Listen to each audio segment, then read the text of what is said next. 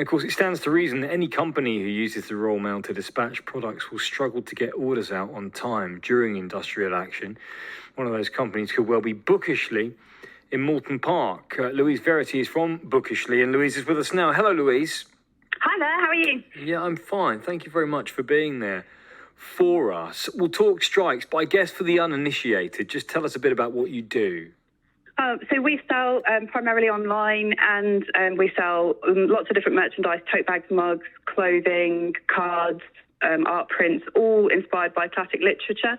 So lots of slogans from people like Jane Austen and Shakespeare and other people like that. Yes, I'm on your website now, and you do some good stuff. So do you rely on the Royal Mail as a carrier for dispatch?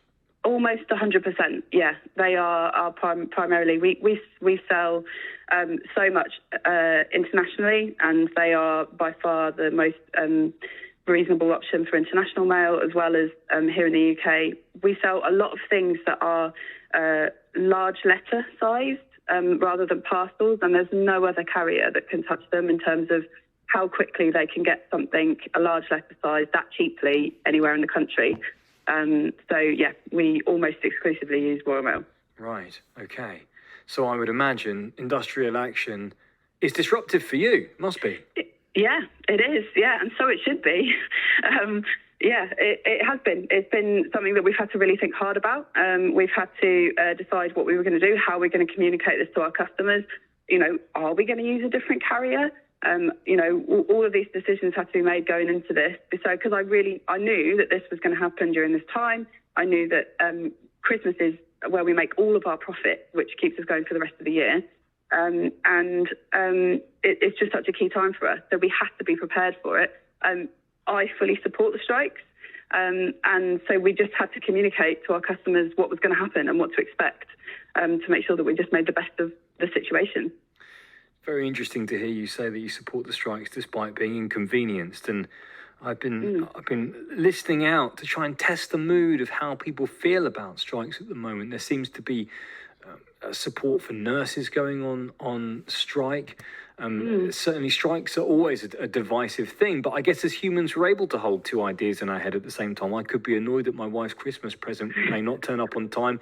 At the same time, I could sympathise with people who feel compelled to strike if they think their terms and conditions are unacceptable. So it will inconvenience you, but you do support it. I mean, is it going to be a financial hit for you that will be significant? Are you going to have to try and recover in the new year? It's very difficult to tell. It's possible, yes. We are definitely seeing slower sales this Christmas than any Christmas previously, and it is a bit worrying.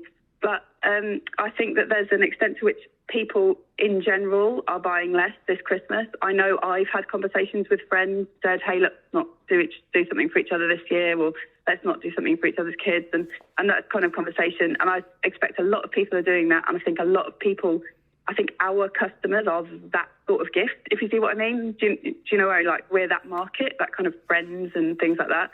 So I feel like that's probably hit us quite a bit, and it's possible that people are not shopping online as much because they're worried about delivery. And especially at this late stage where we're getting very close to Christmas and people are really expecting stuff sent by Royal Mail to not arrive in time. I think that because they've said this Friday is the last day for first class post, there's going to be a lot of parcels moving through next week and things will get there in time. It always seems like that every year, even without the strikes. There's this last push and everything eventually gets there. But obviously we can't guarantee that for customers. And I expect next week we are going to get a huge number of inquiries saying, where's my parcel? Where's my parcel? And people are going to want replacements. And that's where our communication from the start has been really important for us to say, you should expect this. It may well not arrive in time. And we've done things like we've created a printable gift note, which says, you know, you lucky thing, you've got a parcel from Bookishly on the way. We're really sorry it didn't come on time, but we knew your friends that bought this knew that you would want to support a small business and the striking postal workers. And we really appreciate you waiting to help us survive and thrive. And so all of that preempting everything has been really key for us. We've put stickers on all of our parcels that says we support the postal workers and a link to a blog post about it. So for us, it's just been about creating expectation and making people aware that, you know, it's okay to wait. Just one final thought from you, and you made it quite clear that you support the postal strikes. I've heard various people speaking on the radio saying, you know, my husband's a postal worker. Of course I support the strikes.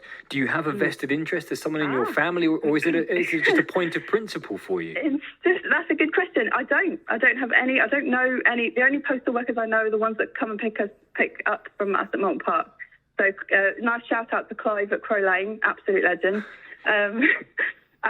But no, I don't have any like personal friends or family that are postal workers. It's just a principle for me. And actually, do you know what? The only vested interest is that my business relies on the Royal Mail as it is. I want to be able to post things at an affordable price across the whole country. I don't want to have to be restricted to where couriers will ship, and I don't want to have to massively increase my prices. I believe it is a public service and it should be in public ownership. But I really feel like these people deserve, the right terms, conditions, and pay. Well, Louise Verity from Bookishly, thank you so much for speaking on the programme. I hope that your customers stick by you. I'm sure they will, and that you have a good 2023. Thank you. And a Merry Christmas to you indeed as well. You too. Thank you so much.